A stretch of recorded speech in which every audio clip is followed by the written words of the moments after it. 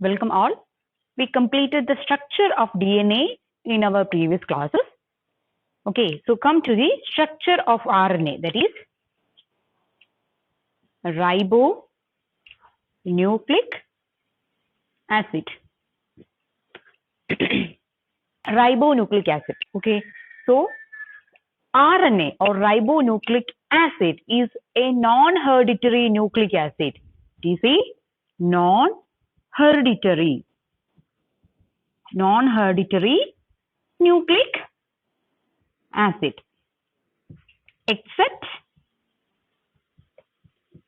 retrovirus. Almost all RNA are non-hereditary nucleic acid. Okay, and we can see the RNA is a polymer of ribonucleotide, and it is made up of, it is a polymer of ribonucleotide. Ribonucleotide, which is made up of, it has a pentose sugar, and it is connected with phosphoric acid, and finally the nitrogenous base. Nitrogenous bases are of purine, that is adenine, and guanine are the purines, and come to the pyrimidine, it is what? Cytosine and uracil. Okay, so thymine is replaced by uracil in case of RNA. Okay, so pentose sugar, that is pentose ribose sugar, you can see, not deoxy, here you can see the ribose sugar, and phosphoric acid and the nitrogenous base. All structures we already discussed. Okay, Franklin Conant in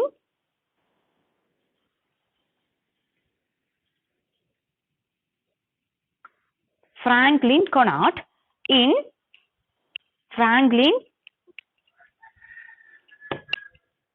Conant in 1957. The scientist Franklin Conant, he established the RNA is the genetic material in some virus. Okay, so who established or who find out the genetic material of viruses or RNA is by Franklin Conant. Okay, RNA that are of two types. We can broadly classify the RNA into two. That is genetic RNA and non-genetic RNA. Genetic RNA and non-genetic RNA. Okay, so RNA is a non-hereditary nucleic acid except retrovirus, and RNA, which is made up of polymer of ribonucleotide, that is, it may contain a pentose sugar, and the pentose sugar is the ribose sugar, and we can see the phosphodiester one, that is a phosphoric acid, you can see, and the nitrogenous bases like adenine, guanine, cytosine, and uracil, you can see in the RNA structure. Okay, then come to the two types of what? RNA, genetic RNA and non-genetic RNA. What are genetic RNA?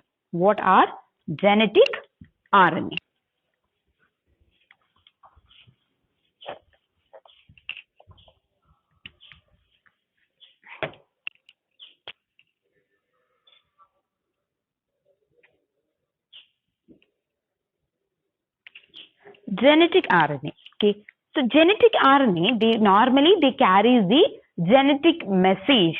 They carry the genetic message to the next generation, and they are capable of self-replication, and that is, such type of RNA are capable of self-replication. We will study what is replication in our upcoming classes.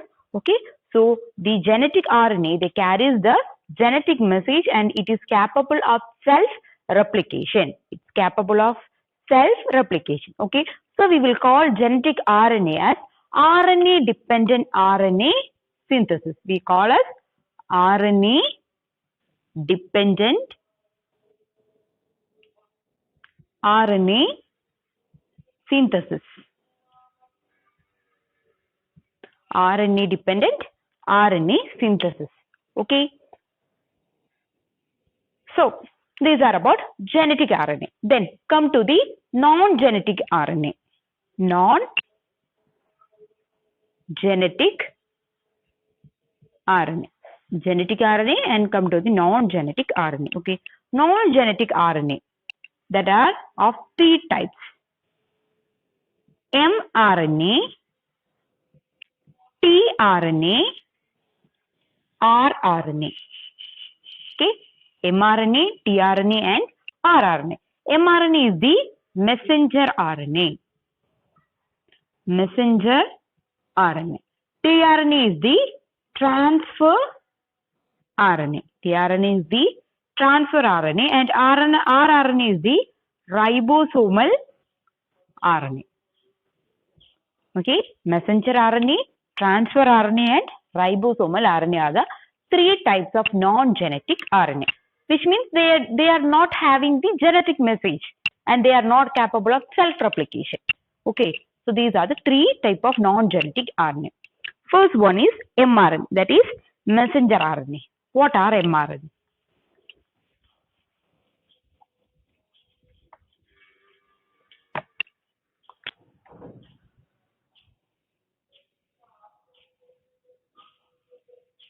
Okay, mRNA. mRNA is the messenger RNA.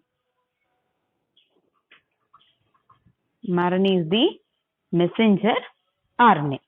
Okay, and mRNA that are formed from or formed on a specific part of DNA as a complementary copy of one strand. Okay, at the time of transcription, you may study what are mRNA. So here we can see mRNA that are formed from a part of DNA, formed from part of DNA, and these mRNA are complementary. These mRNA are complementary to one strand of the DNA. One strand of DNA.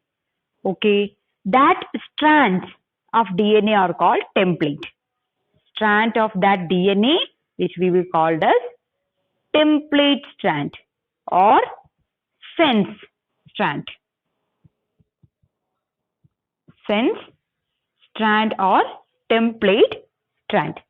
Okay, mRNA that are formed from a part of DNA and they are complementary to either one of the strands of that DNA, and that strands of DNA that are called template or sense strand. Okay, why it is called as template strand or sense strand means it helps in the what? It helps in the protein synthesis. It helps in the synthesis of protein. Synthesis of protein. Synthesis of protein. Okay, so these are the basics regarding mRNA. Then mRNA are of two type. mRNA are of two type. mRNA are of two type. Monocistronic mRNA and polycistronic mRNA. Monocistronic mRNA and polycistronic mRNA. Okay, what are monocistronic mRNA? The mRNA in which genetic signal is present for the formation of only one polypeptide chain. Okay, so which means monocistronic mRNA means mRNA have signals, mRNA that have signals for the formation of one polypeptide chain. One polypeptide chain. Actually, polypeptide chain are the what? Basics of the protein. Then some other changes happen to that polypeptide chain. Then finally it become a protein. Okay. The first formed proteins that are called the polypeptide chain.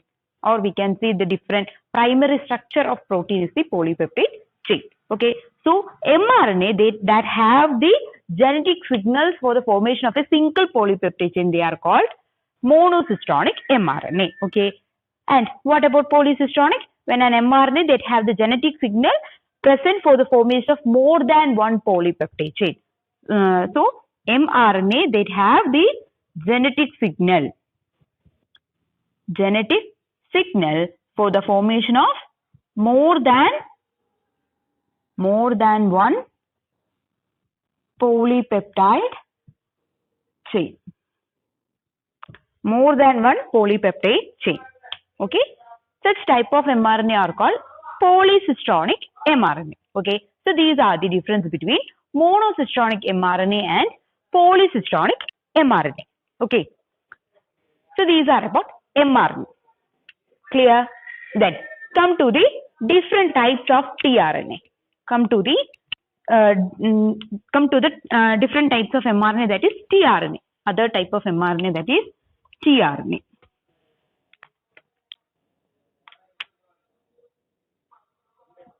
tRNA. T stands for transfer RNA. Transfer RNA. Okay. So tRNA or transfer RNA, it has so many other names. It's also known as soluble RNA, supernatant RNA, or adapter RNA.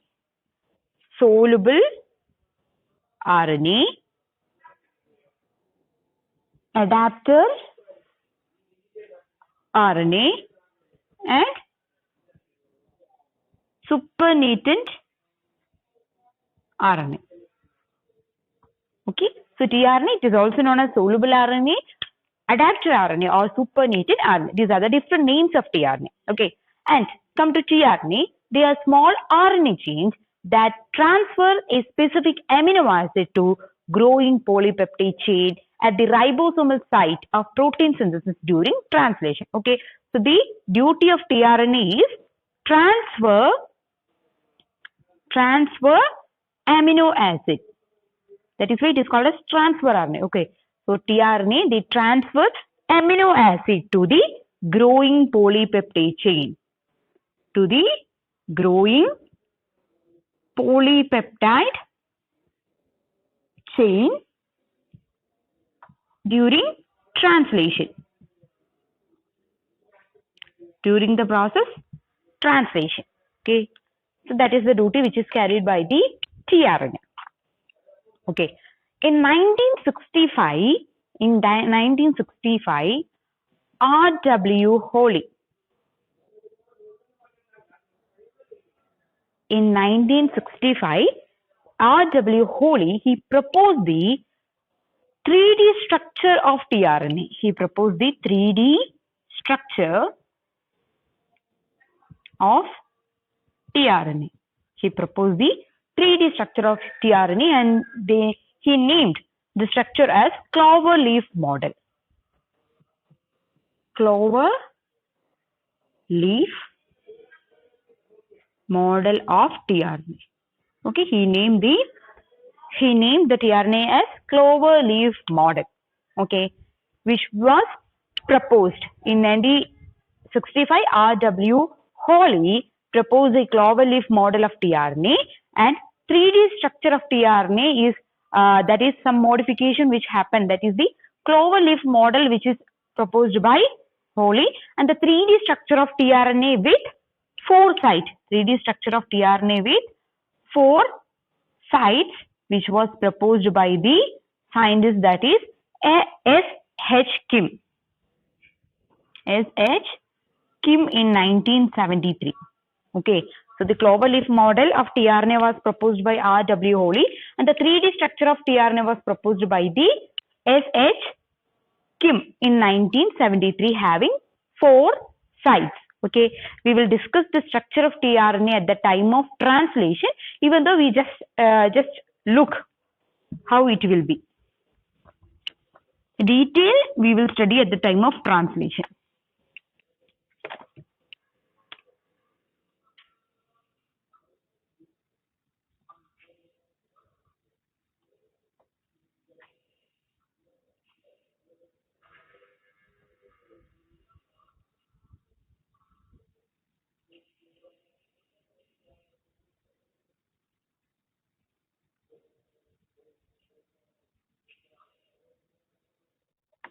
Okay, this is somewhat the structure of tRNA, and it has, we will call This is the model of clover leaf. Clover leaf model of tRNA. It has 4 different sites. It has 4 different sites. Okay, what are they? First one is amino acid attachment site. Amino acid attachment site. Okay, first one is amino acid attachment site. Second one, amino acid recognition site. Amino acid recognition site. Amino acid attachment site, amino acid recognition site, then codon recognition site, codon recognition site, and finally ribosome recognition site.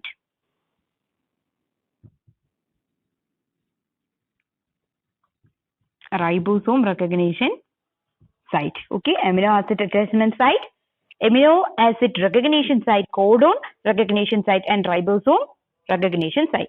The amino acid recognition site also called as DHU loop. DHU loop. Okay, we will study why it is called as DHU loop at the time of translation. Then a codon recognition site also called as anticodon loop. Anticodon loop, and ribosome recognition site it is called as GTPCG.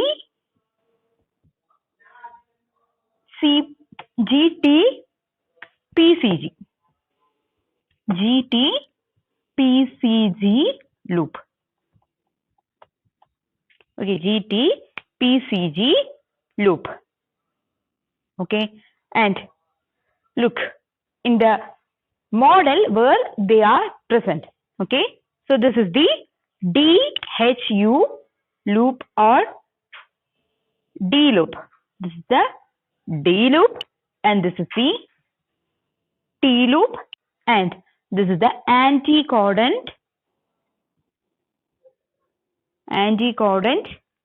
loop. Okay, so this is the T loop, that is the ribosome recognition loop. This is the DHU loop, and this is the anticodon loop. Okay, then here is the amino acid attachment site. Amino acid attachment site. Okay, this is what the tRNA will look like. We will discuss all these things at the time of what? Translation in detail. Okay, then come to the last type of RNA, that is rRNA. Come to the last type of RNA, that is rRNA.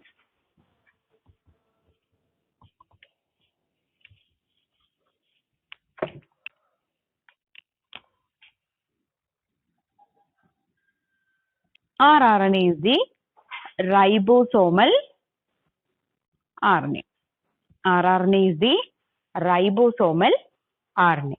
Okay, and this ribosomal RNA, which is also called as insoluble RNA. They are insoluble RNA.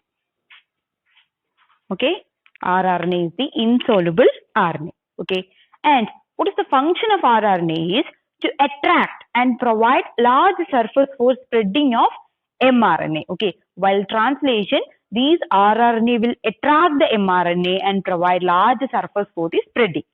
Okay, so this rRNA will attract and provide large surface for spreading of the mRNA over the ribosomes.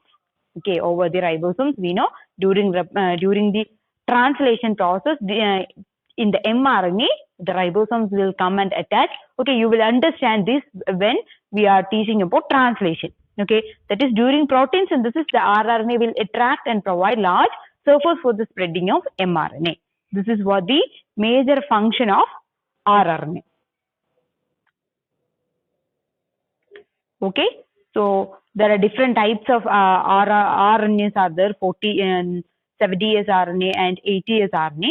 All the things we will study at the time of translation. Okay, when I describe you all these things now means definitely at the time of translation again I want to describe once more.